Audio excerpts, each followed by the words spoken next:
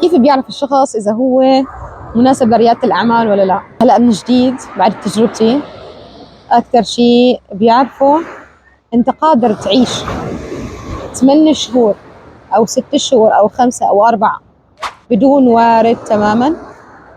أنت قادر تعيش فترات طويلة تخسر كل أملاكك، كل الأموال والسيولة اللي معك، وتتأقلم وتتماشى مع هذا الوضع. أنت قادر تتحمل خسائر وتكون الشخص المسؤول عن أي خطأ ممكن يصير.